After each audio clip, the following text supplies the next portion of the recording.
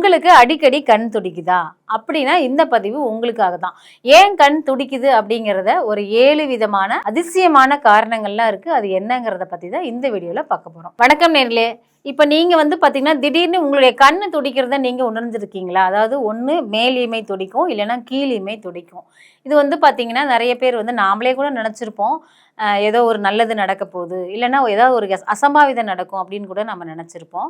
So கண் துடிக்கிறதுக்கு அறிவியல் ரீதியான காரணங்கள் இருக்கு. அது என்னன்றதையும் பார்க்கலாம். முதல்ல ஒரு ஆச்சரியமான விஷயம் என்னன்னு பார்த்தீங்கன்னா, நம்ம கண்ணை சுற்றி இருக்குது இல்லையா தசைகள், இது பாத்தீங்கன்னா அதிகமா வேலை செய்யும் ஒரு நரம்பு. உலகத்திலேயே மிக வேகமாக வேலை செய்யற தசைகள்ல இந்த கண்ணுல இருக்கிற தசைகளும் ஒண்ணு. ஒரு நாளைக்கு நம்ம பாத்தீங்கன்னா 15,000 இருந்து 20,000 வரைக்குமே நம்மளுடைய கண்ணுடைய அசைவுகள் இருக்கும். நாம தூங்காம இருக்கிற நேரம் தவிர மற்ற நேரங்கள்ல நம்மளுடைய கண் தசைகள் வேலை செஞ்சுட்டு தான் இருக்கும். முதல் காரணம் என்னன்னு பாத்தீங்கன்னா தூக்கம் இல்லாதது தான். அதாவது தொடர்ந்து 2 நாள் நம்ம ஒர்க் பண்ணிட்டு இருக்கும்போது தூக்கம் இல்லாம நம்மளுடைய கண்ணுடைய தசைகள் எல்லாமே பாதிக்கப்படும். பசங்க பரீட்சை டைம்ல பாத்தீங்கன்னா லாஸ்ட் மினிட்ல தான் அவங்க தயாராகுவாங்க. அவங்களுக்கும் தூக்கம் இல்லாம இருக்கும். இன்னொன்னு பாத்தீங்கன்னா ஐடி கம்பெனில ஒர்க் பண்றாங்க இல்லையா, அவங்க லாஸ்ட் மினிட்ல தான் ப்ராஜெக்டை முடிக்கிறதுக்கு ஹார்ட் ஒர்க் பண்ணுவாங்க.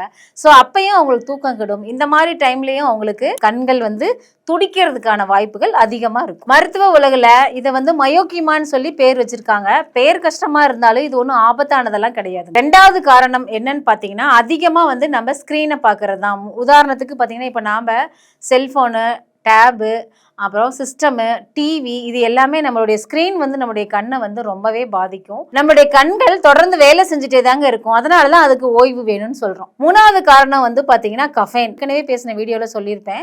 கஃபைன் நம்மளுடைய கண்களை பாதிக்கும்னு சொல்லி. ஸோ அடிக்கடி நம்ம டீ, காஃபி, எனர்ஜி ட்ரிங்க் எது குடிக்கிறோம் இல்லையா, அடிக்கடி எடுத்துவோம் இல்லையா, அவங்களுக்கு இந்த கஃபைனால பாதிப்பு ஏற்படும். இப்போ குறிப்பா காஃபி, டீ, எனர்ஜி ட்ரிங்க் அதிகமாக குடிக்கிறவங்களுக்கு நிச்சயமா இந்த கண் துடிப்பு அதிகமாக ஏற்படும். இப்போ 4வது காரணம் பார்த்தீங்கன்னா மன அழுத்தம். இப்போ நம்ம ஸ்ட்ரெஸ் அதிகமாக இருந்துச்சுனாலும் நம்ம உடல் முழுவதுமே நரம்பு மண்டலம் பார்த்தீங்கன்னா அலர்ட் மோட்ல இருக்கும்.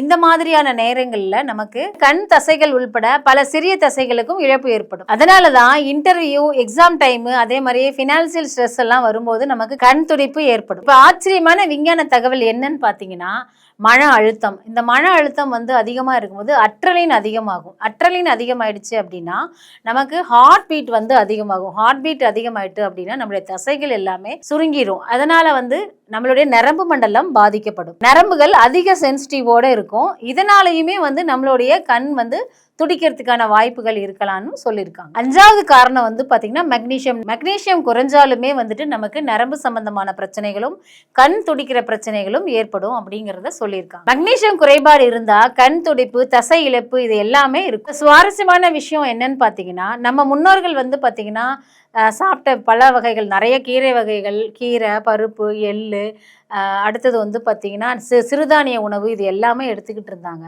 இப்போ பார்த்தீங்கன்னா எல்லாமே ப்ராசஸ் ஃபுட் ஆயிடுச்சு. ஸோ நமக்கு மெக்னீசியம் சத்து குறைபாடு அதிகமாகிடுச்சு. நான் ஏற்கனவே சொன்ன மாதிரி முன்னோர்கள் முன்ன சாப்பிட்ட உணவுகள், அதாவது கீரை வகைகள், சிறுதானிய உணவுகள், எள்ளு, இதெல்லாம் நிறைய எடுத்துக்கும் போது அவங்களுக்கு மெக்னீசியம் சத்துக்கள் அதிகம் கிடைச்சிச்சு.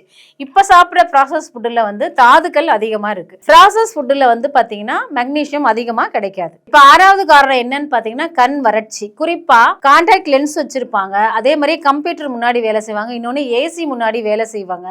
இவங்க எல்லாருக்குமே கண் வறட்சி அதிகமாக ஏற்படும். இப்போ ஆச்சரியமான விஷயம் என்னன்னு பார்த்தீங்கன்னா ஸ்கிரீன் பார்க்கும்போது நம்மளுடைய கண் பார்த்தீங்கன்னா வறட்சி அடைஞ்சிரும். அதாவது தொடர்ந்து நம்ம கண் பார்வை அதிலே தான் இருக்கும். ஸ்கிரீனில் நம்ம கண் பார்வை அதிகமா இருக்கிறதுனால இமைகள் பார்த்தீங்கன்னா இமைக்காது. அதனாலுமே நமக்கு கண் வறட்சி ஏற்படும். 7வது காரணம் என்னன்னு பார்த்தீங்கன்னா உடல் சோர்வு. உடல் சோர்வு கண் நரம்புகள் துடிக்க ஆரம்பிக்கும் போது நம்ம உடல் சோர்வா இருக்குன்னு சொல்லி அதை அலர்ட் பண்ணும். அந்த நேரங்களில் நாம கம்பல்சரி ரெஸ்ட் எடுக்கணும். சித்தர்களோட பார்வையில நம்மளுடைய கண் பார்த்தீங்கன்னா உடலின் விளக்குன்னு சொல்லியிருக்காங்க. சமநிலை, தூக்கம், மனநிலை, உயிர் சக்தி, இது எல்லாமே கண்களில் தாக்கம் தெரியும்னு அவங்க நம்பினாங்க. அதனாலதான் கண் பிரச்சனையை அவங்க தனியா பார்க்காம உடலோட சேர்த்து பார்த்தாங்க. இது யோக மரபுல என்ன சொல்லியிருக்காங்கன்னா சாம்பவி முத்திரை மற்றும் நாடி சுத்தி பிராணாயாமா செஞ்சோம் அப்படின்னா மன அமைதி மற்றும் கவனத்தை மேம்படுத்த உதவும்னு சொல்லி யோக மரபுல சொல்லியிருக்காங்க. குறிப்பாக ஸ்ட்ரெஸ் காரணமாக வரும் கண் துடிப்புக்கு ரிலாக்ஸேஷன் டெக்னிக் பயன்படுத்தலாம். இப்ப நீங்களே சுய பரிசோதனை செஞ்சுக்கோங்க. உங்களுக்கு கண் துடிப்பு எந்த நேரங்களில் வருது? குறிப்பாக செல்ஃபோன் அதிகமாக யூஸ் பண்ணுறதுனாலயா, இல்லை காஃபி அதிகமாக குடிக்கிறதுனால, இல்லை தூக்கம் வந்து குறைஞ்சதுனாலயா, மன அழுத்தங்கள்லையா அப்படிங்கிறத நீங்கள் கவனிங்க. உங்களை நீங்களே டெஸ்ட் பண்ணுங்க. நண்பர்களே, அதாவது கண் துடிப்பு அப்படிங்கிறது வந்து பார்த்திங்கன்னா, நம்மளுடைய மனது வந்து சமநிலையில் இருக்கணும். உடல் வந்து முக்கியமாக உங்களுக்கு ஒரு எச்சரிக்கை கொடுக்குது. நீ சீக்கிரமா தூங்கு, சீக்கிரமா சாப்பிடு. நேயர்களே, கண் துடிப்பது வந்து பெரும்பாலும் வந்து ஆபத்தான விஷயம் இல்ல. ஆனா அது வந்து உங்களுக்கு ஒரு ரிமைண்டர் குடுக்குது. என்னன்னா, சீக்கிரமா தூங்கு. அதே மாரி உடலை கவனி, நன்றாக ஓய்வெடு. இது எல்லாமே வந்து நமக்கு குடுக்குற ஒரு சிக்னல் தான். ஸோ அத வந்து நீங்க சரி பண்ணிக்கிட்டீங்க அப்டின்னா, நமக்கு இந்த கண் துடிக்கிறது குறைஞ்சு போகும். ஸோ இந்த வீடியோ உங்களுக்கு யூஸ்ஃபுல்லா இருக்கும்னு நான் நினைக்கிறேன். நாளைக்கு வேறொரு பதிவுல உங்கள நான் வந்து சந்திக்கிறேன். அதுவரைக்கும் உங்களிடமிருந்து விடைபெறுவது உங்கள் வசந்தி. நன்றி.